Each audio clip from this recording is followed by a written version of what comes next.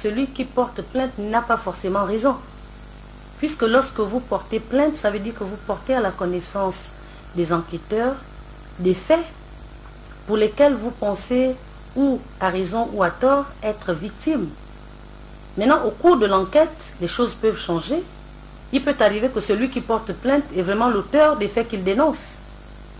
Oui, Maître Maïla a porté des faits à la connaissance des officiers de police judiciaire et il a déclaré que il avait été victime d'un braquage au cours duquel son véhicule a été emporté par des malfrats.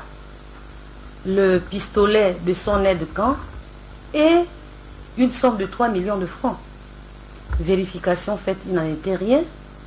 Maître Louis-Gaston Maïla était plutôt englué dans une affaire de fausse monnaie où il était avec des fémans et au cours de leur transaction et du chantage et de l'extorsion fait à son endroit, il a offert son véhicule en gage ainsi que le pistolet de son aide-camp.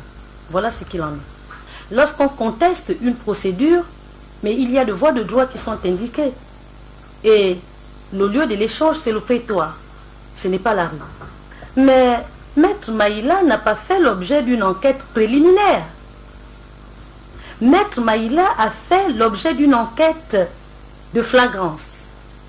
D'autant que la procédure que nous avons choisie au terme de cette enquête est une procédure de crime flagrant. Mais que prévoient les articles 46 du Code de procédure pénale en ce qui concerne la flagrance? Il faudrait peut-être revenir sur la notion de la flagrance qui est prévue par l'article 45 de notre Code de procédure pénale.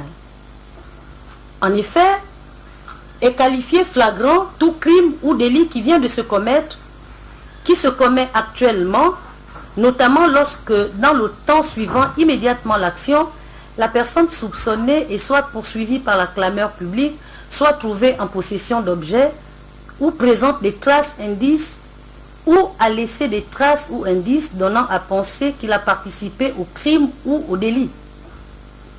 Est assimilé donc à ce cas de flagrance tout crime ou délit qui, même non commis dans les circonstances prévues à l'alinéa précédent, a été commis dans une maison dont l'occupant requiert le procureur de la République ou un officier de police judiciaire. Est également considéré comme une situation de flagrance lorsque, dans le temps, dans un délai de 30 jours depuis la commission de l'infraction, le crime ou le délit paraît établi par tout moyen à la charge d'une personne.